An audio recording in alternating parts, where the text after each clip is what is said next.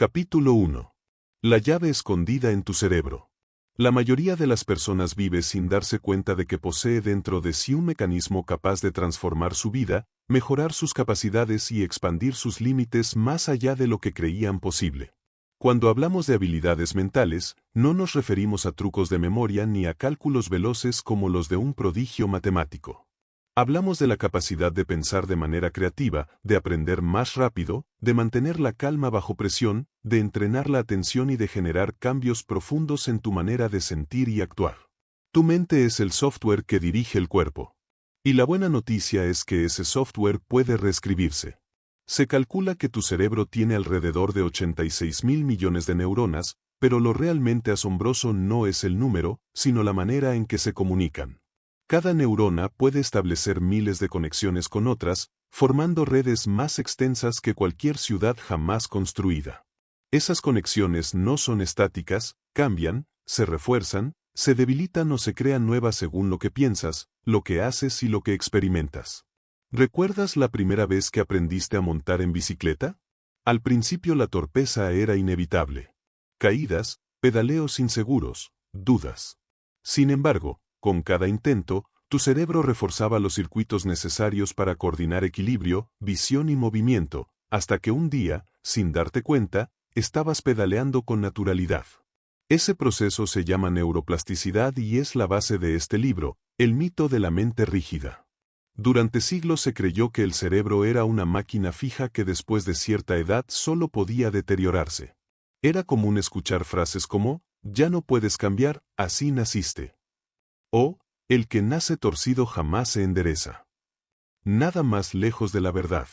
Hoy sabemos que tu cerebro cambia hasta el último día de tu vida. Piénsalo. Si realmente fueras una estructura rígida, ¿cómo podrías aprender un nuevo idioma a los 40 años? Recuperarte de un accidente o incluso adaptarte a una nueva tecnología que antes parecía incomprensible. Cada vez que lo haces, tu mente está demostrando que se reinventa. En 1915, un soldado canadiense llamado Walter Geo sufrió graves quemaduras en su rostro durante la Primera Guerra Mundial. Se quedó prácticamente sin párpados y su vida parecía condenada a la oscuridad social y emocional. Sin embargo, un cirujano pionero, Harold Hillis, intentó un procedimiento experimental, trasplantar piel para reconstruirle el rostro. Contra todo pronóstico, el cerebro de Walter aprendió a interpretar esas nuevas terminaciones nerviosas como suyas. No solo recuperó movilidad, también recuperó su identidad. ¿Por qué esta historia importa aquí? Porque nos recuerda que el cerebro no solo puede adaptarse físicamente, sino también psicológicamente. Así como Walter pudo reaprender a controlar músculos que ya no eran los mismos, tú puedes reprogramar respuestas emocionales, actitudes y creencias que parecían fijas. Tus pensamientos no son simples chispazos en el vacío. Cada vez que piensas en algo, desencadenas una cascada de reacciones químicas en tu cerebro. Si repites un pensamiento negativo, por ejemplo, no soy capaz, refuerzas esa red neuronal.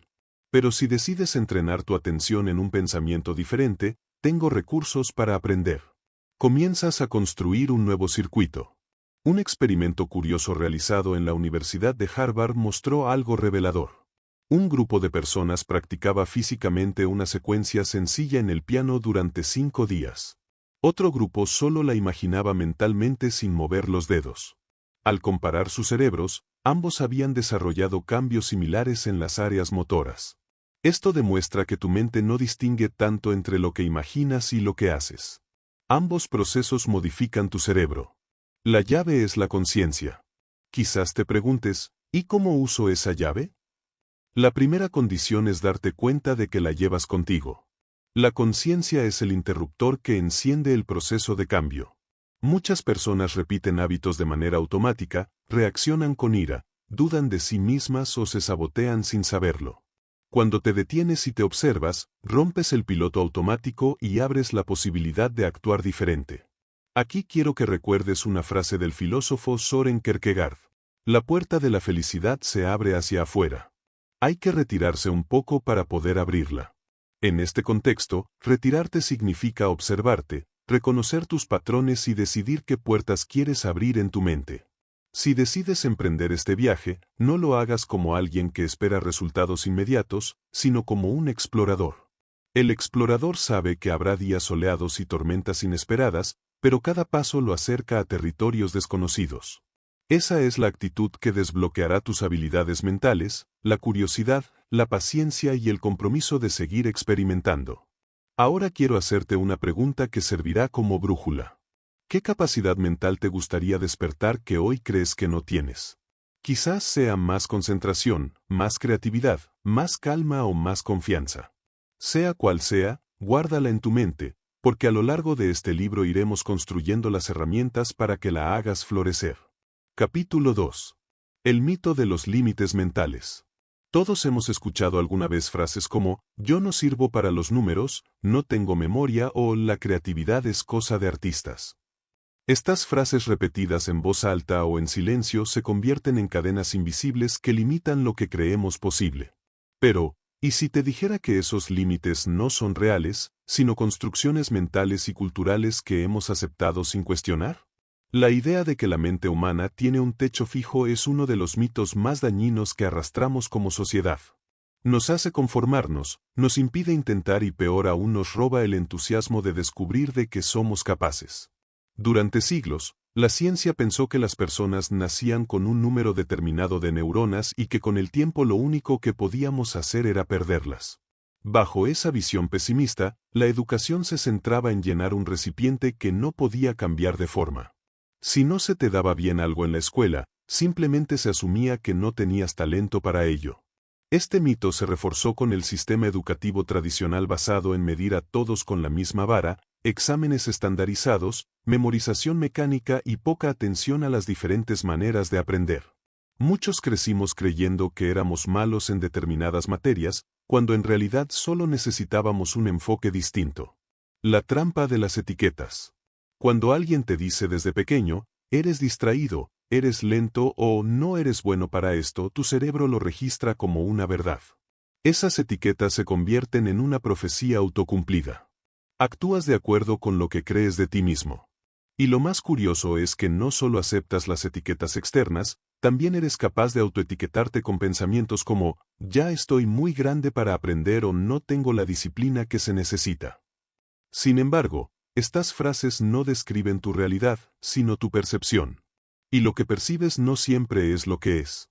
En 1953, un joven estudiante de psicología llamado Henry Mollison, más tarde conocido como el paciente HM, se sometió a una cirugía para tratar su epilepsia. Los médicos extirparon parte de su hipocampo y desde entonces Henry perdió la capacidad de formar recuerdos nuevos. Su caso fue trágico, pero también revolucionó la ciencia. Demostró que el cerebro no es una caja estática, sino un órgano con sistemas especializados que podían ser entendidos y potencialmente entrenados. Gracias a Henry Mollison, los científicos descubrieron que la memoria, el aprendizaje y la identidad no eran simples talentos o dones, sino funciones moldeables del cerebro. Esta revelación abrió la puerta a la neurociencia moderna y comenzó a derribar el mito de los límites fijos. Hoy sabemos que el cerebro se transforma con cada experiencia. La neuroplasticidad, ese poder de reorganizarse, significa que puedes aprender a tocar un instrumento, hablar un idioma, practicar meditación o resolver problemas complejos, incluso si nunca lo hiciste antes. Un ejemplo claro está en el bilingüismo. Investigaciones con resonancia magnética han mostrado que las personas que aprenden un segundo idioma, incluso en la edad adulta, desarrollan una mayor densidad de materia gris en áreas relacionadas con la memoria y la atención. No es que hayan nacido con un don especial. Entrenaron su cerebro hasta moldearlo. ¿Cómo se alimentan tus límites? Tus límites no provienen del ADN ni de un destino escrito en piedra. Se alimentan de 3 factores principales. 1. La cultura, lo que tu entorno cree posible. Si todos a tu alrededor piensan que la inteligencia es fija, es probable que tú también lo creas. 2. La repetición. Cada vez que refuerzas un pensamiento limitante, tu cerebro lo convierte en un hábito neuronal. 3. El miedo al error. Nos enseñaron a evitar equivocarnos, cuando en realidad el error es la herramienta más poderosa para aprender. El psicólogo ruso Alexander Luria poco conocido fuera del mundo académico, documentó a mediados del siglo XX el caso de un hombre llamado Solomon Serebsky, que poseía una memoria aparentemente ilimitada. Podía recordar listas de cientos de palabras, números o sonidos sin dificultad, incluso décadas después. Lo sorprendente no era solo su habilidad, sino que se trataba de alguien común sin entrenamiento previo. Su cerebro simplemente había desarrollado asociaciones sinestésicas, mezcla de sentidos que potenciaban su recuerdo.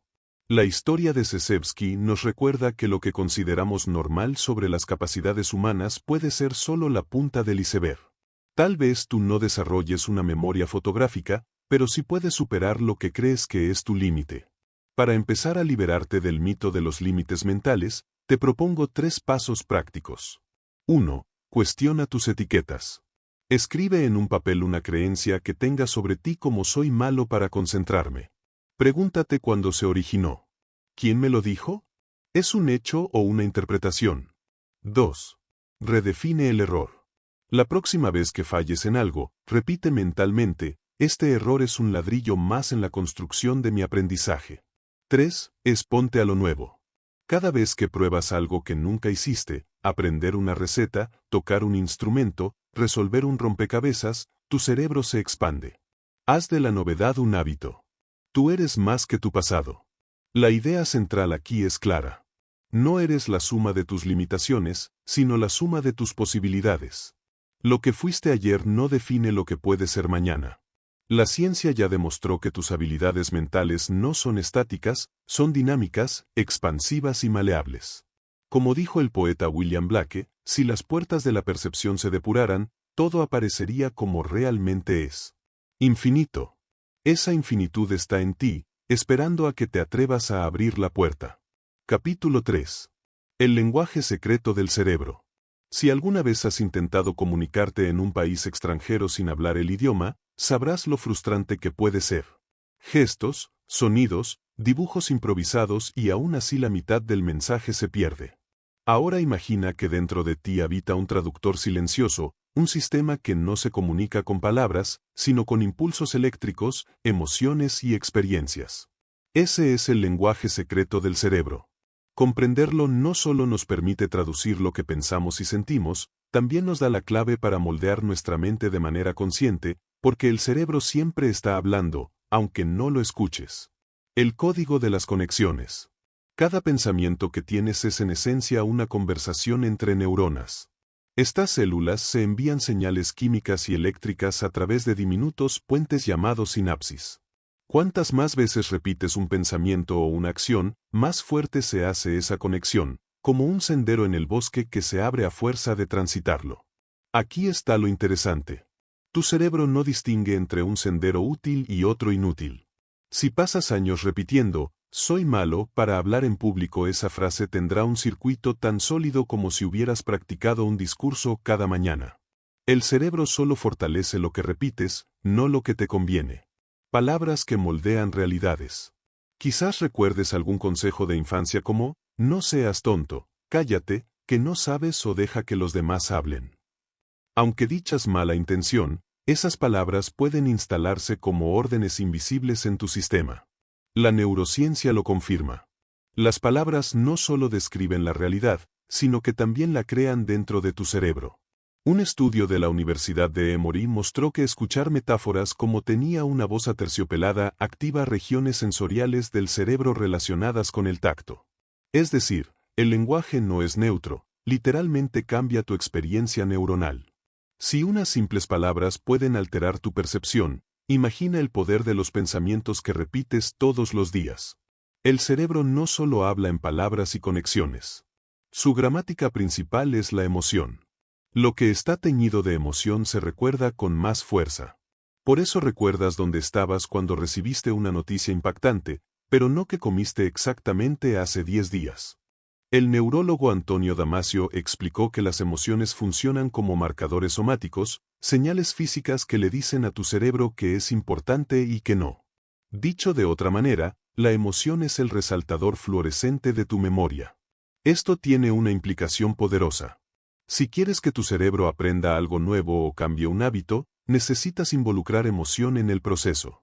No basta con la teoría. Debe haber una chispa efectiva que grabe ese aprendizaje. En 1964, un cirujano canadiense llamado Wilder Penfield realizó un experimento inesperado. Mientras operaba a pacientes con epilepsia, estimuló eléctricamente distintas áreas de su cerebro. Para sorpresa de todos, los pacientes comenzaron a revivir recuerdos con lujo de detalles, olores de infancia, conversaciones olvidadas, incluso canciones enteras. Lo fascinante es que estos recuerdos no estaban perdidos, simplemente dormían en algún rincón esperando la señal adecuada. Penfield nos mostró que el cerebro guarda mucho más de lo que creemos y que el acceso depende del lenguaje interno que utilicemos. ¿Cómo hablarle a tu mente? Si el cerebro tiene un lenguaje secreto, ¿cómo puedes usarlo a tu favor? Aquí algunas claves. 1. Repetición con sentido. No basta con repetir frases vacías. 1. La repetición con emoción. Decir, puedo lograrlo mientras sientes entusiasmo genera más impacto que repetirlo mecánicamente. 2. Imágenes mentales. El cerebro responde intensamente a lo visual. Ensayar mentalmente una situación activa, áreas similares a vivirla. 3. Metáforas personales. Crea símbolos que tengan significado para ti. Si piensas en tu concentración como un rayo láser, tu mente captará esa imagen mejor que una explicación abstracta. El poder del silencio. Curiosamente, el lenguaje secreto del cerebro no siempre requiere palabras. El silencio también comunica. Cuando meditas o simplemente cierras los ojos para respirar, tu cerebro entra en estados de ondas más lentas, alfa o teta, que facilitan la plasticidad. En esos momentos, el lenguaje interno se vuelve más claro y receptivo. La próxima vez que te descubras diciendo, no puedo o soy así, pregúntate quién me enseñó esas palabras. ¿Forman parte de mi verdadero lenguaje? ¿O son frases heredadas? Al cuestionarlas, empiezas a limpiar tu diccionario interno y a escribir uno nuevo. Como decía el escritor austríaco Elias Canetti, las palabras que uno elige son siempre más reveladoras que las que uno piensa haber escogido. Presta atención a las tuyas, porque son las notas con las que compones la música de tu cerebro. El cerebro no se comunica con discursos lógicos, sino con conexiones, emociones e imágenes. Ese es su lenguaje secreto. Y si aprendes a hablarlo conscientemente, puedes reprogramar tu mente para que te sirva en lugar de limitarte. Tu tarea es simple. Convierte tu diálogo interno en tu aliado. Haz que cada pensamiento, cada palabra y cada emoción sean mensajes que refuercen la versión de ti que quieres construir. Recuerda, tu cerebro siempre te está escuchando. La pregunta es, ¿qué historia le estás contando? Capítulo 4. La batalla con el entorno. Si lo piensas bien, gran parte de tu vida está moldeada por lo que te rodea. Tu familia, tu grupo de amigos, la ciudad donde vives, la cultura en la que creciste. El entorno no es neutro, te influye, te condiciona y hasta te programa. La ropa que eliges, lo que consideras correcto o incorrecto, el tipo de trabajo que aspiras tener, casi todo tiene huellas de tu ambiente. El problema surge cuando el entorno se convierte en una jaula invisible. Si no lo cuestionas, puedes pasar décadas actuando según las expectativas de los demás, no las tuyas. Es como vivir en un teatro donde interpretas un papel que alguien más escribió. Nuestro cerebro está diseñado para aprender del ambiente. Desde pequeños imitamos lo que vemos, cómo se come, cómo se habla, que se considera exitoso. Esa capacidad de adaptación es maravillosa, pero también puede volverse un obstáculo si lo aprendido limita tus posibilidades. Por ejemplo, si creciste en un entorno donde todos repetían que el dinero corrompe, es probable que inconscientemente asocies prosperidad con culpa. O si en tu familia nadie practicaba deporte, quizás hoy pienses que no naciste para eso, cuando en realidad solo nunca lo viste como algo normal. El entorno moldea tus creencias iniciales, pero no tiene por qué dictar tu futuro. En los años 70, un psicólogo llamado David Rosenham realizó un experimento que sacudió al mundo médico. Envió a 8 voluntarios sanos a hospitales psiquiátricos, fingiendo un único síntoma, escuchar voces vagas. Una vez dentro, actuaron con normalidad. Sin embargo, todos fueron diagnosticados con trastornos mentales y permanecieron internados semanas enteras. ¿Qué demostró este experimento? Que el entorno y las etiquetas influyen más de lo que creemos en cómo somos percibidos y tratados. Aunque estas personas estaban sanas, el contexto las convirtió en enfermos. Esto mismo ocurre en la vida cotidiana. Tu entorno puede reforzar una identidad que no es la tuya hasta que tú mismo terminas creyéndola. El contagio invisible. El psicólogo Nicholas Christakis en la Universidad de Harvard investigó cómo se propagan los comportamientos sociales. Descubrió que emociones como la felicidad o la tristeza se contagian en redes sociales y grupos de amigos, incluso más allá de las personas cercanas. Si un amigo de tu amigo se deprime, hay más probabilidades de que tú también te sientas desanimado. Esto nos recuerda algo esencial. El entorno no solo dicta lo que piensas, sino también cómo te sientes. Por eso es tan importante elegir cuidadosamente con quién compartes tu tiempo. El entorno puede ser un maestro, pero no un dictador. Para recuperar el control, necesitas convertirte en guionista de tu propia historia. Aquí algunos pasos prácticos. 1. Detecta patrones heredados. Haz una lista de frases comunes en tu familia o entorno. Ejemplo, en esta casa nadie estudia o los sueños son para los ricos.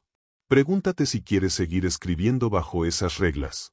2. Crea microambientes. No necesitas mudarte de ciudad para cambiar. Puedes crear entornos pequeños que te impulsen. Un rincón de lectura en casa, un grupo de estudio, un espacio de silencio. 3. Rodéate de expansores. Busca personas que vivan la vida como tú deseas vivirla. Su ejemplo actuará como un recordatorio constante de que otra realidad es posible. La paradoja del entorno. Aquí viene un detalle fascinante. Aunque el ambiente moldea tu mente, también tu mente puede moldear el ambiente. Piensa en personas que, a pesar de crecer en contextos adversos, crearon nuevas posibilidades para los demás. Un ejemplo es Wangari Maathai, la keniana que en un país devastado por la deforestación comenzó a plantar árboles en su jardín y terminó fundando el movimiento Cinturón Verde con más de 50 millones de árboles plantados. Ella no solo resistió a su entorno, lo transformó. La verdadera batalla no es eliminar tu entorno, sino entrenar tu autonomía frente a él. Cada vez que eliges conscientemente qué creer, qué hacer y con quién compartir tu energía, fortaleces tu músculo de independencia mental. Una práctica sencilla. Dedica 10 minutos al día a observar tus pensamientos y preguntarte, ¿esto lo pienso yo o me lo transmitió mi ambiente? Esa pregunta repetida con constancia te ayudará a separar tu voz interior de las voces externas, tu lugar en el mundo. El entorno es inevitable. Siempre estarás rodeado de estímulos, culturas y personas, pero tu poder está en decidir cómo responder. Puedes ser producto pasivo de lo que te rodea o protagonista activo que selecciona, filtra y transforma lo que recibe. Recuerda, no tienes que adaptarte a todos los escenarios como un camaleón. A veces la mayor muestra de inteligencia es atreverte a ser el pez que nada contra la corriente. Como dijo el antropólogo Margaret Mead, nunca dudes de que un pequeño grupo de ciudadanos reflexivos y comprometidos puede cambiar el mundo. De hecho, es lo único que lo ha logrado. Tú puedes ser parte de ese grupo comenzando con tu propio mundo interno. Capítulo 5. Tu cuerpo no manda, tú decides. Seguro lo has vivido. Decides mantener la calma, pero tu cuerpo se acelera. Prometes comer sano, pero tus manos buscan las galletas sin que lo pienses. Quieres madrugar, pero tu cuerpo te arrastra a apagar la alarma. Parece que el cuerpo tiene vida propia, como si fuera el verdadero dueño de tu destino. En realidad, lo que ocurre es que tu cuerpo guarda memoria. Con los años ha memorizado emociones, reacciones y hábitos hasta automatizarlos. Es como un empleado que después de repetir tanto una tarea ya no pide instrucciones, la ejecuta por costumbre. La pregunta clave es, ¿quién manda? ¿Tú o tus automatismos? Cada emoción deja huellas físicas. El miedo acelera el corazón. La tristeza encoge la postura. La ansiedad altera la respiración. Si esas emociones se repiten, el cuerpo aprende a reproducirlas incluso sin motivo. Es lo que ocurre cuando alguien tras años de estrés siente tensión en el cuello, aunque ya no esté bajo presión. La neurocientífica Kanda Spert descubrió que las emociones no son solo mentales, se almacenan como moléculas en diferentes partes del cuerpo. Por eso, a veces al revivir un recuerdo, puedes sentir un nudo en el estómago o un calor en el pecho. Tu cuerpo habla en un idioma propio y si no lo escuchas, terminará tomando decisiones por ti. La tiranía del hábito. Los hábitos corporales son poderosos porque ahorran energía. Imagina si tuvieras que pensar conscientemente cada paso al caminar, sería agotador. El problema es que el cerebro aplica esta misma lógica a todo. Si repites una reacción como fumar al sentir ansiedad o encender la televisión al llegar a casa, la convierte en programa automático. Con el tiempo, el hábito manda más que tu intención. De hecho, estudios en la Universidad de Duke muestran que más del 40% de nuestras acciones diarias no son decisiones conscientes, sino rutinas automáticas. En 1930, el psicólogo Bruce Frederick Skinner entrenó a palomas para que presionaran una palanca y recibieran comida. Lo interesante vino después. Cuando comenzó a darles alimento de manera aleatoria, las palomas desarrollaron comportamientos repetitivos como girar en círculos o picotear sin sentido. Creían que esas acciones traían la recompensa, aunque ya no fuera así. ¿Te suena familiar? Los humanos no somos tan distintos. Seguimos rutinas emocionales y corporales que alguna vez nos funcionaron, aunque hoy ya no tengan sentido. Nos aferramos a ellas porque el cuerpo las tiene grabadas. ¿Cómo recuperar el mando? El primer paso es recordar que tú eres más que tu cuerpo. Tu mente consciente puede intervenir para reeducar esas memorias físicas. Aquí algunos ejercicios prácticos. 1. Observa el impulso. La próxima vez que sientas un hábito automático, como revisar el celular sin razón, no lo frenes de inmediato. Solo obsérvalo y di, ahora mi cuerpo me pide esto. Esa pausa crea espacio para decidir. 2. Respira diferente. La respiración es el control remoto del cuerpo. Prueba inhalar profundamente por la nariz durante 4 segundos, mantener 2 y exhalar lento en 6. Hazlo varias veces al día y notarás cómo cambia tu estado. 3. Rompe la rutina. Introduce pequeñas variaciones en tus días. Camina por otra ruta. Cambia de mano al cepillarte los dientes. Escucha música nueva. Estos cambios desprograman la inercia corporal y obligan a tu cerebro a despertar. La mente que modela el cuerpo. Un ejemplo sorprendente viene del ámbito deportivo. Investigadores de la Universidad de Cleveland demostraron que personas que solo imaginaban levantar pesas sin mover un músculo aumentaron su fuerza muscular en un 13% después de semanas de práctica mental. El cuerpo obedeció a la mente aún sin acción física. Este hallazgo confirma que no eres esclavo de lo que tu cuerpo recuerda. Con entrenamiento mental puedes reescribir incluso funciones físicas. No se trata de luchar contra tu cuerpo, sino de convertirlo en aliado. Piensa en él como un niño obediente que aprendió costumbres, algunas útiles y otras no tanto. Si le das nuevas instrucciones con paciencia y constancia, aprenderá de nuevo. Una forma práctica es asociar sensaciones físicas a nuevas experiencias.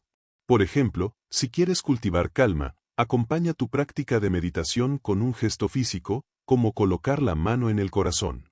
Con el tiempo, ese gesto actuará como un ancla. Tu cuerpo lo reconocerá y entrará en calma más rápido. El mensaje esencial de este capítulo es claro. Tu cuerpo no manda, tú decides. Sí, guarda memorias y hábitos, pero también está diseñado para aprender de nuevo. Lo que hoy parece automático e incontrolable puede convertirse en flexible y renovado. Recuerda estas palabras del filósofo Epicteto. Ningún hombre es libre si no es dueño de sí mismo. Y ser dueño de ti mismo empieza por reconocer que tu cuerpo es tu herramienta, no tu carcelero. Tú tienes la última palabra. Capítulo 6. El tiempo como aliado, no como enemigo. Si hay algo que nos obsesiona a todos es el tiempo. Sentimos que no tenemos suficiente, que se nos escapa de las manos, que corremos detrás de él como si fuera un tren que nunca alcanzamos. Pero, ¿y si te dijera que el tiempo no es tu enemigo, sino una de las herramientas más poderosas para desbloquear tu mente? El tiempo no solo mide la vida, también moldea cómo la experimentamos y la relación que tengas con él determina en gran medida tu nivel de estrés, tu capacidad de aprendizaje y tu posibilidad de transformación personal. Prisioneros del reloj. Vivimos atrapados en 3 formas de tiempo: el pasado, el presente y el futuro. El problema aparece cuando el pasado se convierte en una cárcel de recuerdos o el futuro en una fuente inagotable de ansiedad. Seguro lo has notado. Hay quienes reviven constantemente errores pasados como si fueran cadenas invisibles. Otros se adelantan mentalmente a todo lo que podría salir mal, generando preocupaciones que nunca ocurren. Ambos olvidan lo único real, el ahora. La neurociencia respalda esta idea. Estudios con resonancia magnética muestran que cuando revives un recuerdo negativo, tu cerebro activa las mismas áreas que cuando lo viviste por primera vez. Es decir, tu cuerpo vuelve a sentir el mismo dolor como si lo estuviera experimentando otra vez. Algo parecido ocurre cuando anticipas un problema. Tu cuerpo libera hormonas de estrés, aunque nada esté sucediendo en ese momento. En 1929, el físico Edwin Hubble, sí, el del telescopio que lleva su nombre, descubrió que el universo se expande constantemente. Este hallazgo cambió para siempre la forma en que entendemos el tiempo, ya no como un río lineal e inmutable, sino como algo dinámico en constante movimiento. ¿Por qué es relevante aquí? Porque tu cerebro también es un universo en expansión. No estás condenado a repetir lo mismo. Puedes expandirte hacia un futuro diferente si aprendes a usar el tiempo como aliado en lugar de vivirlo como prisión. El presente es el punto de acceso al cambio. Solo puedes modificar tus pensamientos, emociones y decisiones en este instante. Ni ayer ni mañana están disponibles para la acción. Lo único real es este segundo. Quizás te parezca una idea demasiado simple, pero es profundamente transformadora. Cuando entrenas tu mente para regresar al presente, reduces la actividad de la amígdala, centro del miedo, y aumentas la de la corteza prefrontal, responsable de la planificación y la calma. En otras palabras, dejas de reaccionar y comienzas a crear estrategias para reconciliarte con el tiempo. 1. Reescribe el pasado. No puedes cambiar lo que ocurrió, pero sí cómo lo interpretas. Pregúntate qué aprendí de esto. Al hacerlo, conviertes un recuerdo en un recurso. 2. Desactiva la ansiedad del futuro. Cuando notes que tu mente se adelanta, pregúntate, ¿esto está ocurriendo ahora mismo? Esa simple pregunta devuelve tu atención al presente. 3. Práctica de anclaje. Elige un objeto cotidiano, una taza, una pulsera, una piedra y úsalo como recordatorio para regresar al presente cada vez que lo veas o toques. El tiempo también es esencial para consolidar nuevas habilidades. Cada vez que aprendes algo, tu cerebro necesita intervalos de descanso para reforzar las conexiones. Es lo que se conoce como efecto del espacio.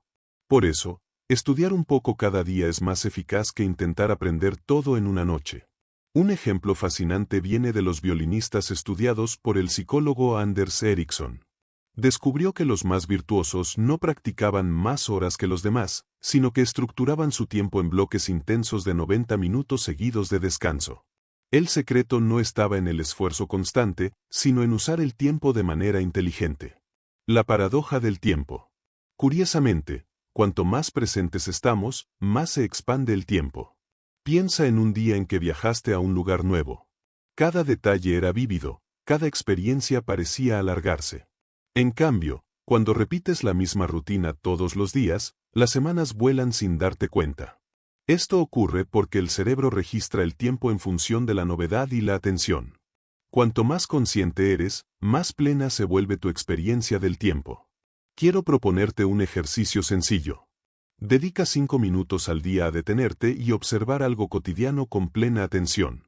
Puede ser tu respiración, el sabor de una fruta o los sonidos de la calle. No subestimes acto. Es una forma de entrenar a tu cerebro para habitar el presente y liberarte de la tiranía del reloj. Tú eliges cómo habitar el tiempo. El tiempo no es un verdugo que te persigue, es un escenario en el que tú decides cómo actuar. Puedes ser esclavo de los recuerdos y las preocupaciones, o puedes usar el presente como punto de creación. Recuerda las palabras del filósofo Rabindranath Tagore. El tiempo es la riqueza de los pobres, y el pobre que sabe aprovecharlo es más rico que un rey. Tú ya eres dueño de esa riqueza. Solo necesitas aprender a usarla.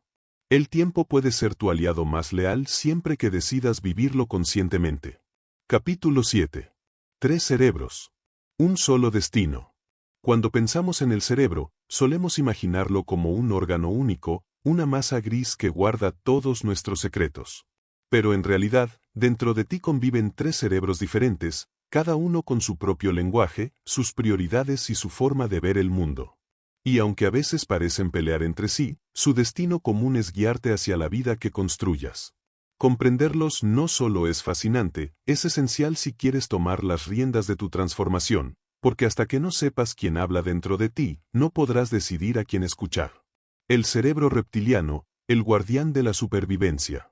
El primero en aparecer en la evolución fue el cerebro reptiliano encargado de lo más básico: respirar, regular la temperatura, mantenerte a salvo.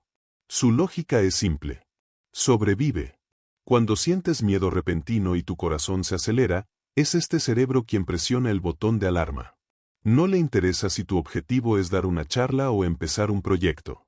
Solo quiere que huyas de lo que interpreta como amenaza. El problema surge cuando el reptiliano manda demasiado. Entonces tu vida se reduce a rutinas de seguridad. Comes lo mismo, piensas lo mismo, haces lo mismo. Así garantizas sobrevivir, pero renuncias a crecer. El cerebro límbico, el artesano de las emociones. El segundo nivel es el cerebro límbico, el territorio de las emociones, la memoria y las relaciones sociales. Aquí se almacenan las experiencias que marcan tu vida. Si alguna vez una canción te hizo llorar sin saber por qué, fue tu límbico recordando algo que tu conciencia había olvidado. Este cerebro busca conexión y placer, pero también evita el dolor. Es un gran motivador, pero también un saboteador si lo dejas sin control. Por ejemplo, puede empujarte a comer dulces porque te lo mereces, aunque no sea lo mejor para ti. El neocórtex, el arquitecto de posibilidades. Por último está el neocórtex, la joya de la evolución humana. Es el cerebro racional, creativo, capaz de planear, imaginar y resolver problemas complejos. Aquí nacen tus ideas más ambiciosas y tus proyectos más inspiradores. El neocórtex es como un arquitecto que diseña rascacielos, pero si no logra convencer al reptiliano y al límbico, esos planos se quedarán en papel. La tensión entre los tres. Muchas de tus luchas internas provienen del choque entre estos tres cerebros. Tu neocórtex dice: quiero correr un maratón. Tu límbico responde: prefiero quedarme en casa viendo películas, así me siento cómodo. Y tu reptiliano grita: ni hablar. Correr tanto es peligroso para tu supervivencia. ¿Te suena familiar? Esa es la razón por la que a veces sientes que eres dos personas en una. En realidad son tres voces conviviendo dentro de ti. En los años 60, el neurocientífico Paul M. Selin popularizó la teoría del cerebro triuno. Aunque hoy la ciencia ha refinado esa idea, su intuición fue revolucionaria. Entender que no somos un solo yo, sino una orquesta de sistemas en constante negociación. Un caso real que ilustra esta dinámica es el de Poenias Gall, un obrero del ferrocarril, que en 1848 sobrevivió a un accidente donde una barra de hierro atravesó su cráneo. Milagrosamente no perdió la capacidad de hablar ni de moverse, pero su personalidad cambió radicalmente. Se volvió impulsivo, irresponsable, incapaz de planear. El daño a su neocórtex reveló cómo cada parte del cerebro cumple un rol distinto y esencial. Tres cerebros, un solo destino. La clave no está en eliminar uno de los tres, sino en integrarlos. El reptiliano asegura que vivas, el límbico que sientas y el neocórtex que crees juntos forman una sinfonía que bien dirigida puede abrir todo tu potencial. Para lograr esa integración necesitas entrenar la comunicación interna. 1. Escucha tu reptiliano. Cuando sientas miedo, pregúntale de qué me quieres proteger. Agradece su intención, pero decide conscientemente si la amenaza es real. 2. Negocia con tu límbico. Si una emoción te domina, obsérvala sin juzgar. Pregunta: ¿qué historia me estás contando? Así evitas que te arrastres sin control. 3. Activa tu neocórtex. Usa el pensamiento consciente para diseñar nuevas rutas. Escribe, planea, imagina. Dale voz al arquitecto que hay en ti. Ejercicio práctico. La asamblea interior. Imagina que convocas una reunión entre tus tres cerebros. El reptiliano levanta la mano y dice: quiero seguridad. El límbico añade: quiero sentirme amado y feliz. El neocórtex concluye: quiero crecer y construir. Tu tarea es encontrar un plan que atienda a los tres. Por ejemplo, si decides hacer ejercicio, el reptiliano gana salud, el límbico recibe endorfinas de bienestar y el neocórtex disfruta del progreso. Cuando logras este equilibrio, tu vida se alinea. El destino de los tres cerebros es el mismo: ayudarte a vivir plenamente. Pero solo si tú asumes el rol de director de orquesta. No se trata de callar a ninguno, sino de darles un lugar en la partitura. Recuerda, no eres esclavo de tus impulsos, ni de tus emociones, ni siquiera de tus pensamientos. Eres el espacio en el que todos ellos conviven y puedes decidir cómo armonizarlos. Como dijo el escritor Hermann Hesse, dentro de nosotros viven varios hombres y el arte de la vida consiste en convivir con ellos. Tú tienes la batuta. Capítulo 8. El poder de la atención. Vivimos en la era de la distracción. Las notificaciones del teléfono, los correos que no paran de llegar, las redes sociales diseñadas para atraparnos, el ruido constante del mundo moderno. Todo compite por tu atención y sin embargo, la atención es uno de los recursos más valiosos que posees. Lo que atiendes crece, lo que ignoras se marchita. La atención es como la linterna en medio de la oscuridad.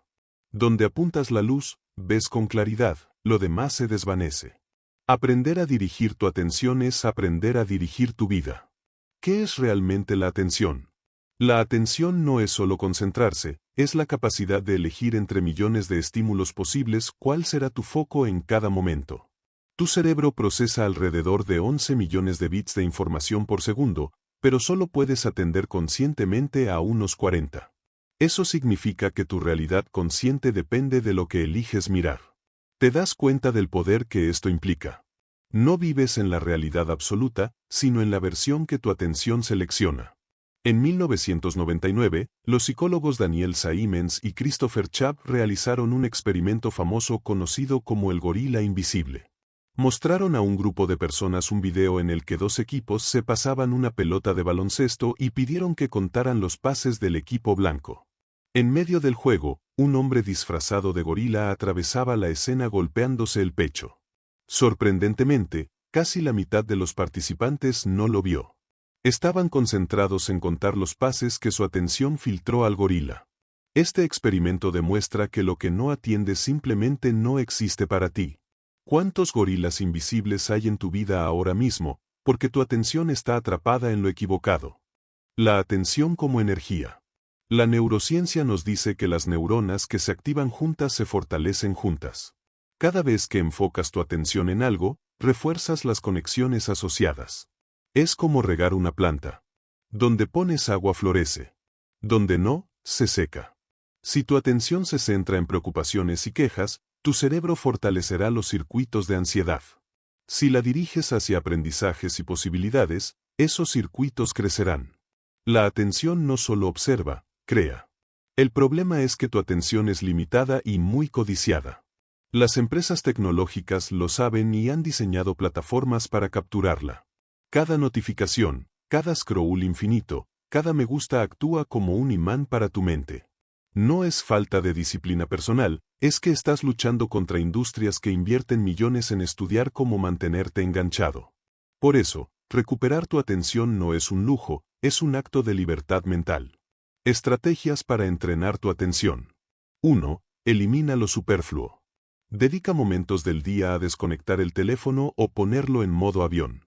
Al principio incomoda, después libera. 2. Entrena con lo simple. Observa un objeto cotidiano durante un minuto, una vela, una taza, sin dejar que tu mente se vaya. Este ejercicio fortalece tu capacidad de enfoque. 3. Atención plena en la acción. Convierte actividades comunes. Lavar platos, caminar, ducharte. En prácticas de atención plena. Llevar tu foco a lo que haces ahora es como levantar pesas para tu mente. 4. Un foco a la vez. El multitasking es un mito. Tu cerebro cambia de tarea con rapidez, pero cada salto desgasta energía. Elige una cosa, termínala y luego pasa a la siguiente. La atención y la felicidad. Un estudio de la Universidad de Harvard descubrió algo revelador. Las personas son más felices cuando su atención está en lo que hacen sin importar la actividad.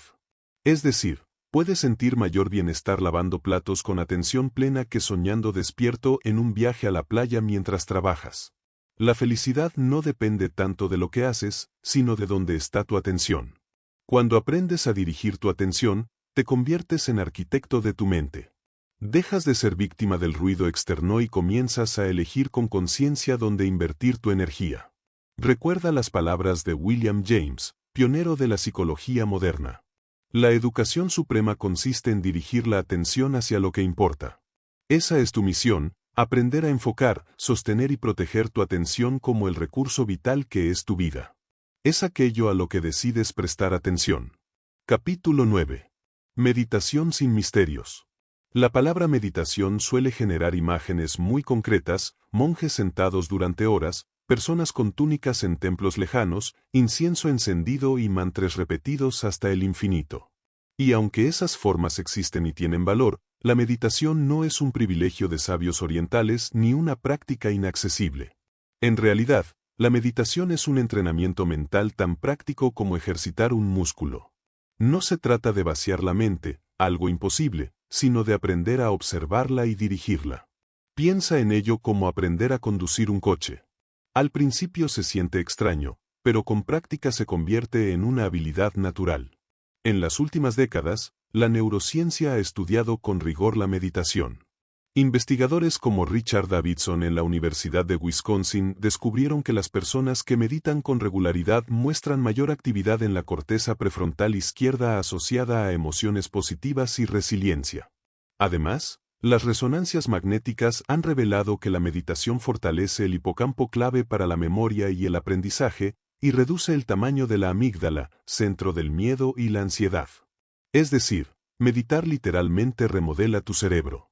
En 1979, el médico Jon Kabat-Zinn creó un programa llamado Mindfulness Based Stress Reduction, reducción de estrés basada en la atención plena para pacientes con dolor crónico. Muchos habían probado todo tipo de tratamientos sin éxito. Sin embargo, al practicar simples ejercicios de respiración y atención plena, comenzaron a experimentar alivio real. Lo revolucionario fue que no se trataba de una cura mágica, sino de cambiar la relación con el dolor. En lugar de luchar contra él, los pacientes aprendieron a observarlo sin resistencia. Ese cambio mental transformó su experiencia física. Es hora de aclarar algunas ideas equivocadas. Meditar es dejar la mente en blanco. Falso. La mente siempre produce pensamientos. El objetivo es observarlo sin engancharse. Necesito mucho tiempo. Con 5 a 10 minutos diarios puedes notar cambios. No se trata de cantidad, sino de constancia. Es una práctica religiosa. Aunque algunas tradiciones la incluyen, la meditación en sí misma es una técnica universal. ¿Cómo respirar o caminar? ¿Cómo empezar sin complicaciones? No necesitas incienso, ni música especial, ni un cojín caro. Solo disposición. Aquí tienes un ejercicio simple de 3 pasos. 1. Encuentra un lugar tranquilo. Siéntate en una silla o en el suelo con la espalda recta pero relajada. 2. Concéntrate en la respiración. Siente el aire entrar y salir. No intentes controlarlo. Solo obsérvalo. 3. Regresa cuando te distraigas. Tu mente se irá 1000 veces. Cada vez que notes la distracción, vuelve a la respiración. Ese regreso es el entrenamiento. Practica entre 5 y 10 minutos al inicio. Con el tiempo puedes ampliar la duración si lo deseas. Variaciones para explorar. Escaneo corporal. Lleva tu atención lentamente por cada parte de tu cuerpo, notando sensaciones. Meditación caminando. Presta atención a cada paso, al contacto de los pies con el suelo. Atención a los sonidos. Cierra los ojos y observa los ruidos a tu alrededor sin juzgarlos. Cada técnica es una forma de entrenar tu mente para estar presente. El impacto en la vida cotidiana. Lo más poderoso de la meditación no ocurre durante la práctica, sino después. Descubres que reaccionas menos impulsivamente, que tu mente está más clara y que puedes disfrutar más de lo simple. Un ejemplo: alguien te critica en el trabajo. Antes habrías respondido con ira inmediata. Tras semanas de meditación notas el impulso, respiras y eliges contestar con calma. Esa pequeña diferencia cambia toda la interacción. Imagina que tu mente es un lago. Cuando está agitado por el viento, el agua se llena de olas y no puedes ver el fondo. La meditación no elimina el viento, pero te enseña a esperar hasta que el agua se calme. Entonces, lo que estaba oculto en el fondo se vuelve visible. Claridad, intuición y paz. No te preocupes por hacerlo perfecto. Cada sesión, incluso las más caóticas, es valiosa. El simple hecho de sentarte a observar tu mente ya es un acto de rebeldía contra la distracción constante. Como decía el maestro Sensun-ryu Suzuki, lo más importante es recordar que la meditación no es para mejorar a otra persona, es para mejorar a ti mismo. Editar es en el fondo un regalo que te das unos minutos diarios para reconectar con tu propio centro. Capítulo 10. Reescribir tu historia personal. Todos llevamos dentro un narrador invisible. Es esa voz que te dice quién eres, de dónde vienes y qué puedes esperar de la vida. Construye una trama con tus recuerdos, tus fracasos y tus logros. Y con eso arma tu historia. El problema es que muchas veces ese narrador se aferra a capítulos dolorosos o a etiquetas limitantes y termina escribiendo un guión en el que tú eres prisionero. Pero aquí viene la buena noticia. Tu historia no está grabada en piedra. Puedes revisarla, reinterpretarla e incluso reescribirla. Lo que fuiste no dicta lo que serás. El ser humano es un animal narrador. Desde las cavernas contamos historias para entendernos y darle sentido al mundo. Tus recuerdos no son archivos exactos de lo que pasó, son interpretaciones que actualizas cada vez que los recuerdas. En otras palabras, tu memoria es más plástica de lo que imaginas. Un estudio del neurocientífico Karim Nader mostró que al evocar un recuerdo, este se vuelve vulnerable. Y puede ser modificado antes de almacenarse de nuevo. Esto significa que cada vez que recuerdas un evento, en cierto modo lo estás reescribiendo. Entonces, ¿por qué no aprovechar esa plasticidad para crear una historia que te empodere en lugar de limitarte? En 1944, los psicólogos Fritz Eider y Marian Simmel mostraron a un grupo de personas un cortometraje con simples figuras geométricas moviéndose en una pantalla. Sorprendentemente, la mayoría describió la escena como si fuera una historia. El triángulo persigue al círculo, el cuadrado intenta escapar. Esto reveló algo fascinante. Nuestro cerebro necesita dar sentido narrativo, incluso a lo abstracto. Si puede inventar historias con triángulos, imagina lo que hace con tus recuerdos. El problema de los guiones heredados. Muchos de los capítulos que crees tuyos son en realidad prestados. Frases de tu infancia, críticas de maestros, comparaciones con hermanos, expectativas de la sociedad. Todo eso se cuela en tu narrador interno. Ejemplos. Soy malo para las matemáticas. No sirvo para el amor. En mi familia nadie llega lejos. Estas frases no describen realidades absolutas, sino interpretaciones que se convirtieron en guiones. ¿Cómo reescribir tu historia? 1. Identifica los capítulos oscuros. Escribe los recuerdos que más repites o las frases que te definen negativamente. 2. Cuestiónalos. Pregúntate, ¿esto es un hecho o una interpretación? Por ejemplo, suspender un examen es un hecho. Decir, soy un fracasado es la interpretación. 3. Encuentra un hilo de resiliencia. Busca cómo esos momentos también te dieron recursos. Quizás la experiencia difícil te hizo más fuerte, más sensible o más creativo. 4. Crea un nuevo relato. Redacta tu historia desde la perspectiva del héroe que supera pruebas. En lugar de fracasé en los negocios, escribe, aprendí lecciones que ahora me preparan para emprender con más sabiduría. Ejercicio práctico, tu autobiografía alternativa. Dedica 20 minutos a escribir tu vida como si fueras el protagonista de una novela épica. Exagera tus logros. Convierte tus caídas en pruebas heroicas. Dale un sentido de aventura. Puede parecer un juego, pero activa en tu mente nuevas conexiones que fortalecen tu autoconfianza. Una metáfora inspiradora. Piensa en tu historia como en un libro. Algunos capítulos son dolorosos, otros emocionantes. No puedes arrancar páginas, pero sí puedes escribir los siguientes con un tono distinto.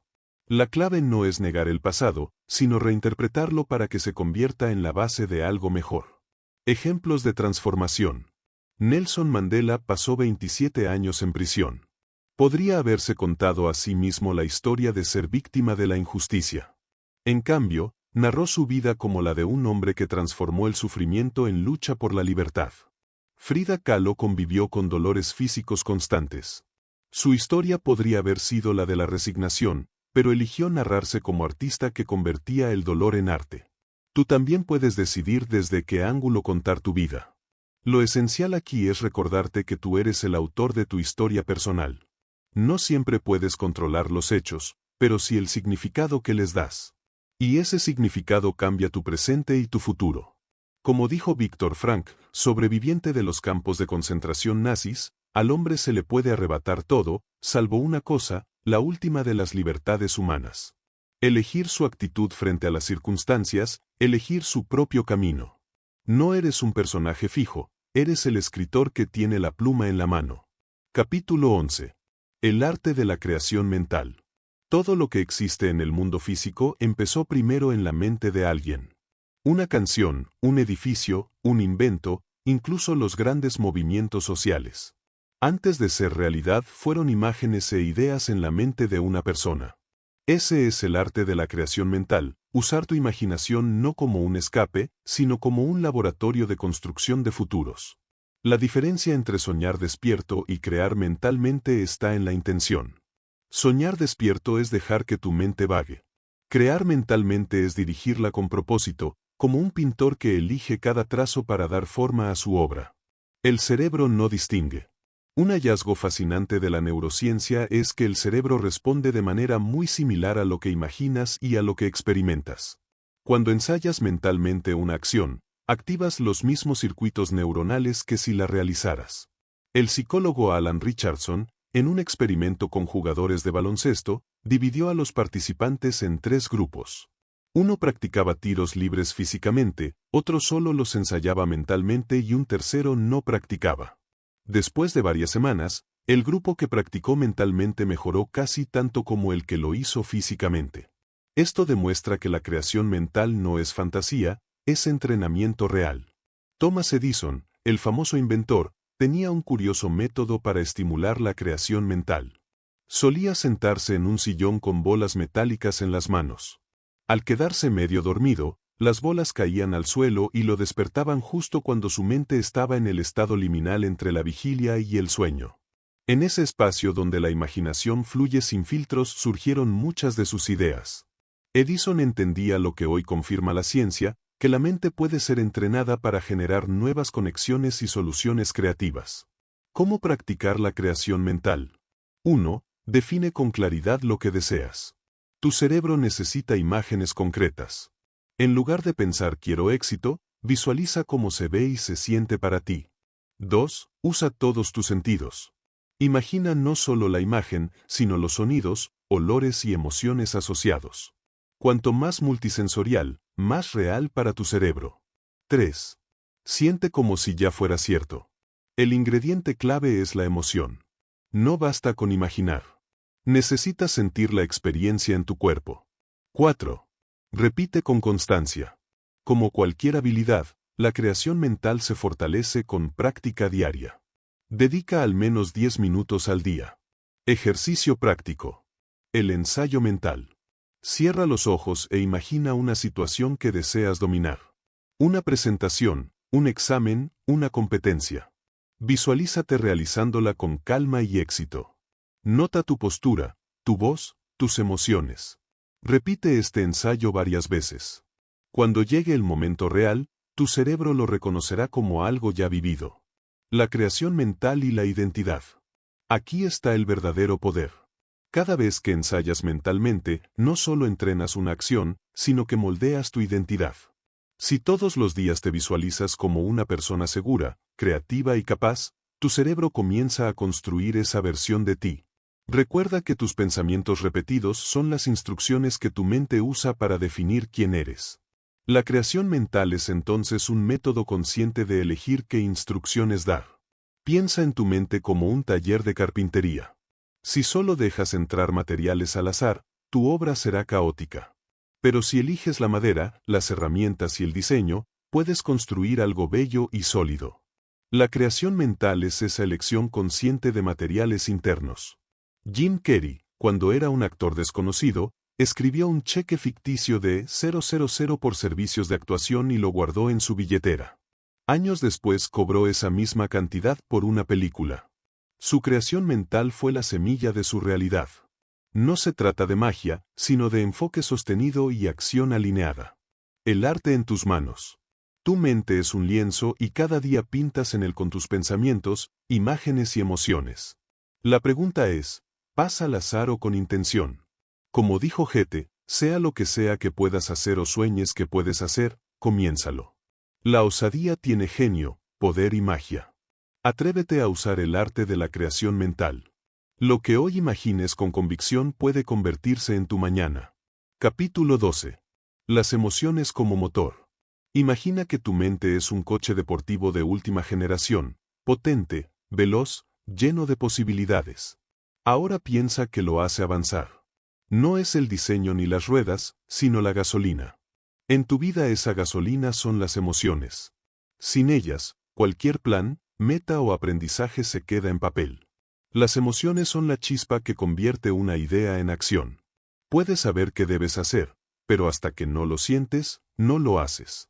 Y lo mejor de todo, aunque muchas veces parecen incontrolables, las emociones pueden entrenarse y convertirse en tu mayor motor. ¿Qué son realmente las emociones? Durante mucho tiempo se pensó que las emociones eran un estorbo irracional frente a la lógica. Hoy sabemos que son sistemas de comunicación entre el cuerpo y el cerebro. Funcionan como alarmas y brújulas. Te informan de lo que importa, te dan energía para actuar y dejan huellas profundas en tu memoria. El neurocientífico Antonio Damasio lo explicó con claridad. No somos máquinas que piensan, somos máquinas que sienten que piensan. En otras palabras, la emoción es el sustrato de cada decisión. En 1848, un comerciante llamado Elliot sufrió una lesión cerebral que dañó la conexión entre su corteza prefrontal y su sistema límbico. El resultado fue sorprendente. Conservó su inteligencia intacta, pero perdió la capacidad de sentir emociones. El problema, aunque razonaba bien, se volvió incapaz de tomar decisiones prácticas. Pasaba horas decidiendo qué color de bolígrafo usar o qué ruta tomar al trabajo. Este caso demostró que la emoción no es enemiga de la razón, sino su aliada. Sin emoción, la razón se paraliza. Cada emoción lleva una carga de energía. La rabia, por ejemplo, moviliza tu cuerpo para luchar.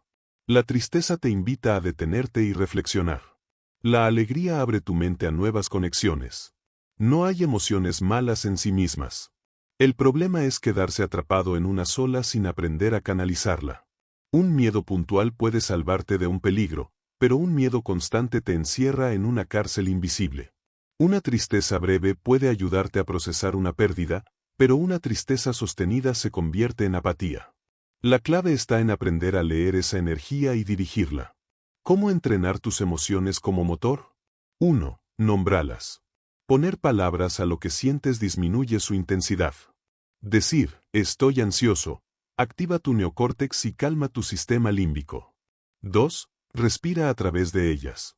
La respiración profunda regula las emociones intensas porque conecta directamente con el sistema nervioso autónomo. 3. Redirige la energía. Si sientes ira, úsala para ejercitarte. Si estás triste, escribe o pinta. Convierte la emoción en acción creativa. 4. Cultiva emociones expansivas.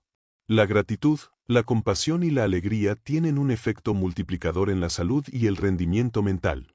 Imagina tus emociones como caballos salvajes. Si los dejas descontrolados, te arrastran. Pero si aprendes a sujetar las riendas, puedes galopar con fuerza hacia donde quieras. La emoción no desaparece, se transforma en impulso. Ejemplos inspiradores. Malala Yousafzai, tras sobrevivir a un atentado, pudo haberse quedado en el miedo. En cambio, convirtió esa emoción en coraje para defender la educación de las niñas en todo el mundo. Nick Vujicic, nacido sin brazos ni piernas, transformó la frustración y la tristeza en motor para inspirar a millones con sus charlas.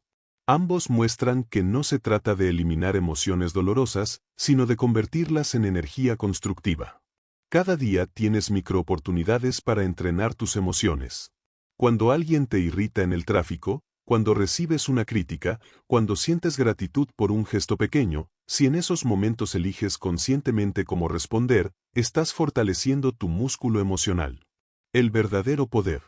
El mensaje central es este: tus emociones no son un obstáculo, son tu motor. Si aprendes a reconocerlas, regularlas y redirigirlas, se convierten en la fuerza que te impulsa a crecer.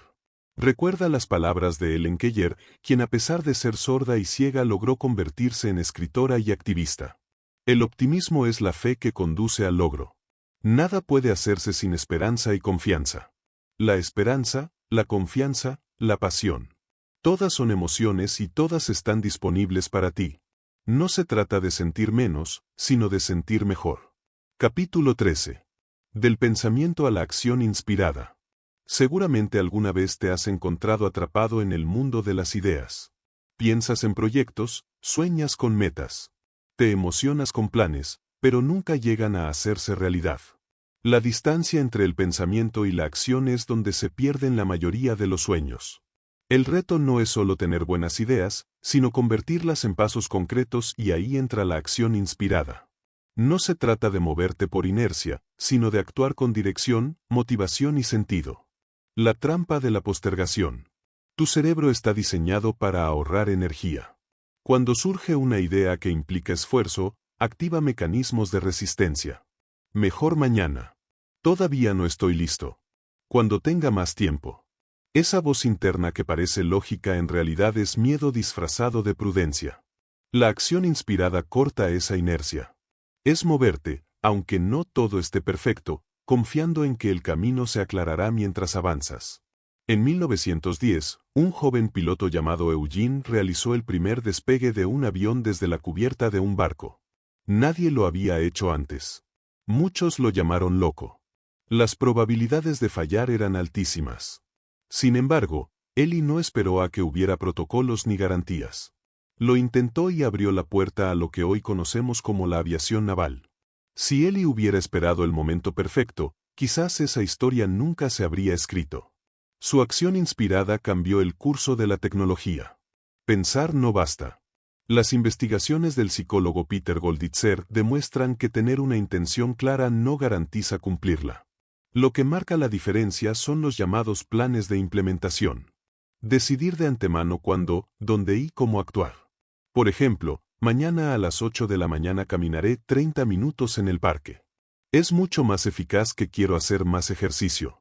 El pensamiento da dirección, pero la acción es el puente hacia la realidad. ¿Cómo pasar de las ideas a la acción inspirada? 1. Define tu propósito. Pregúntate por qué quieres hacer algo. El propósito es la chispa que alimenta la acción. 2. Divide en pasos pequeños. Una meta gigante paraliza. Fragmenta en acciones tan sencillas que no puedas fallar. 3. Aplica la regla de los 2 minutos. Si una acción toma menos de 2 minutos, hazla ahora mismo. Este hábito destruye la postergación, celebra el avance, no la perfección. Cada paso cuenta. Lo importante es moverte, no hacerlo impecable.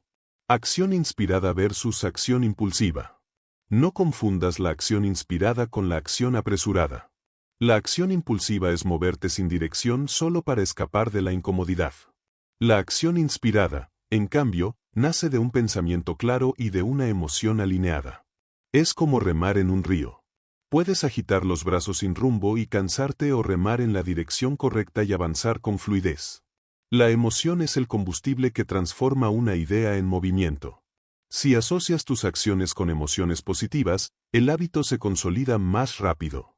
Por ejemplo, escuchar tu música favorita mientras trabajas en un proyecto difícil puede anclar placer a la tarea. Ejercicio práctico. El primer paso visible. Elige una meta que hayas pospuesto, escríbela en un papel y luego decide cuál es el primer paso visible que puedo dar en menos de 24 horas. Puede ser enviar un correo, comprar un libro, hacer una llamada, hazlo. Esa acción mínima activa el circuito de progreso y te empuja a seguir. Imagina que tu vida es un lienzo en blanco. Pensar es como tener los colores listos en la paleta, pero mientras no toques el pincel al lienzo no habrá cuadro. La acción inspirada es el primer trazo, imperfecto, quizás torpe, pero el inicio de la obra. El mensaje de esta lección es claro. Los pensamientos son semillas, pero solo la acción las convierte en frutos.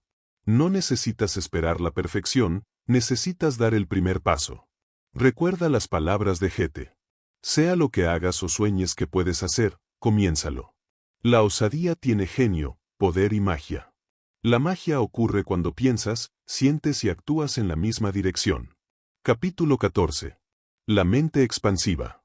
Piensa en tu mente como si fuera un globo. Con cada experiencia, cada aprendizaje y cada emoción, el globo se expande un poco más. Ahora bien, ¿qué pasaría si decidieras conscientemente inflarlo más allá de lo común? Lo que descubrirías es la mente expansiva, esa capacidad de ir más allá de lo habitual, de abrir puertas a la creatividad, la intuición y la conexión con lo desconocido. No se trata de un estado místico reservado a unos pocos, sino de un potencial natural que todos poseemos. La mente expansiva no es otra cosa que un cerebro liberado de la rutina, entrenado para explorar lo nuevo y capaz de conectar puntos que antes parecían imposibles de unir. Creatividad. El arte de unir lo inesperado. La creatividad no surge de la nada. Nace cuando tu cerebro conecta ideas que parecían inconexas. Como dijo el científico Henri Poincaré, la creatividad consiste en unir elementos existentes con nuevas combinaciones. Un ejemplo es el del ingeniero Georges de Mestral. Tras un paseo por el campo, notó cómo los cardos se adherían a la ropa y al pelo de su perro. Esa observación, aparentemente trivial, lo llevó a inventar el velcro. Lo cotidiano se convirtió en innovación gracias a una mente expansiva. La intuición, sabiduría silenciosa. La mente expansiva también se manifiesta como intuición, ese saber sin razonamiento consciente. Durante años, la ciencia la despreció como algo irracional, pero hoy sabemos que la intuición es el fruto de millones de microexperiencias almacenadas en tu cerebro. El ajedrecista Garry Kasparov lo describió así. Cuando veo una posición en el tablero, mi intuición me dice cuál es la jugada correcta, incluso antes de analizarla. No es magia, es la mente expansiva accediendo a información más rápido de lo que la razón puede procesar. Abrir tu mente implica aceptar que no tienes todas las respuestas. De hecho, las grandes innovaciones surgen en el borde de lo desconocido. Albert Einstein lo expresó con claridad. Lo más bello que podemos experimentar es el misterio. Aceptar el misterio no significa rendirse, sino convertir la curiosidad en brújula. La mente expansiva se atreve a explorar, aunque no sepa exactamente a dónde llevará el camino. Estrategias para cultivar la mente expansiva. 1. Busca la novedad. Cada vez que haces algo nuevo, un idioma, un deporte, un arte, tu cerebro crea nuevas rutas neuronales. 2. Combina disciplinas. La innovación suele surgir de la intersección. Leonardo da Vinci unía arte y ciencia. Hoy puedes unir tecnología con filosofía o biología con diseño. 3. Abraza el silencio. Muchas ideas surgen cuando desconectas. Caminar sin música, meditar o simplemente sentarte en calma son puertas al pensamiento expansivo. 4. Haz preguntas improbables. En lugar de ¿qué es lo correcto?, pregúntate qué pasaría si lo hiciera al revés. En 1968, el diseñador Richard Minster Fuller enfrentaba la ruina personal. Decidió entonces dedicar su vida a responder una sola pregunta. ¿Qué puedo hacer yo como individuo para mejorar la vida de toda la humanidad? Esa mentalidad expansiva lo llevó a inventar la cúpula geodésica, estructuras ligeras y resistentes que aún hoy inspiran soluciones arquitectónicas sostenibles. Fuller no buscó un beneficio personal inmediato, sino expandir su mente hacia un propósito mayor. Esa visión lo convirtió en pionero. Lo opuesto a la mente expansiva es la mente contraída, aquella que se aferra a lo conocido, que teme al error, que repite lo mismo una y otra vez. Esta mentalidad puede darte seguridad, pero también te roba posibilidades. La contracción mental se alimenta del miedo, la expansión, de la curiosidad y como cualquier músculo, lo que entrenas crece. Piensa en tu mente como un cielo. La contracción son nubes densas que tapan la vista. La expansión es el momento en que las nubes se disipan y descubres que el cielo siempre fue más amplio de lo que pensabas. La mente expansiva no solo es útil para crear o innovar, también te da una perspectiva más amplia de ti mismo y de tu vida. Te permite ver problemas como oportunidades, retos como aprendizajes y misterios como invitaciones. Recuerda las palabras del poeta Rainer Maria Rilke. Vive las preguntas ahora. Tal vez sin darte cuenta vivirás un día en la respuesta. Expande tu mente no para tener todas las respuestas, sino para atreverte a vivir en la amplitud de las preguntas. Capítulo 15. Tu nueva realidad. Has recorrido un viaje largo. Descubriste que tu cerebro es plástico y cambiante. Aprendiste a reconocer las trampas del entorno. Comprendiste la fuerza de las emociones. Exploraste el poder de la atención y la creación mental y te atreviste a expandir tu mente más allá de lo habitual. Ahora es momento de integrar todo esto en un nuevo punto de partida, tu nueva realidad. La diferencia entre cambio y transformación. El cambio ocurre cuando modificas algo externo, un hábito, un trabajo, una rutina. La transformación, en cambio, sucede dentro de ti. Es cuando tu identidad evoluciona y ya no eres la misma persona que antes. La verdadera meta de desbloquear tus habilidades mentales no es solo hacer más cosas, sino convertirte en alguien nuevo con una conciencia distinta, capaz de ver y vivir la vida desde otra perspectiva. El poder de la identidad. James Clear, autor sobre hábitos, explica que lo más poderoso no es preguntarte qué quiero lograr, sino quién quiero ser, porque tus acciones son un reflejo de tu identidad. Si te ves como alguien disciplinado, tus decisiones diarias se alinearán con esa visión. Si te percibes como alguien creativo, empezarás a actuar en consecuencia. La identidad es el pegamento que sostiene tus hábitos y tu realidad. ¿Cómo consolidar tu nueva realidad? 1. Actúa como tú, yo, futuro. Cada día pregúntate qué haría la versión de mí que ya alcanzó esa meta. Vive desde esa identidad. 2. Crea rituales conscientes. Pequeños actos simbólicos refuerzan tu transformación. Puede ser escribir un diario, meditar al despertar o tener un mantra personal. 3. Rodéate de reflejos positivos. Busca entornos y personas que te recuerden quién estás eligiendo ser, no quién fuiste. 4. Celebra los microcambios. No esperes resultados gigantes. Reconoce cada paso como evidencia de tu nueva realidad. El mantenimiento del crecimiento. Tu nueva realidad no es un destino final, sino un proceso continuo. La mente tiende a regresar a lo conocido. Por eso necesitas recordarte quién eres ahora.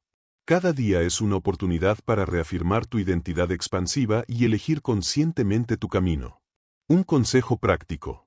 Revisa este libro de vez en cuando, no como lectura pasiva, sino como recordatorio activo.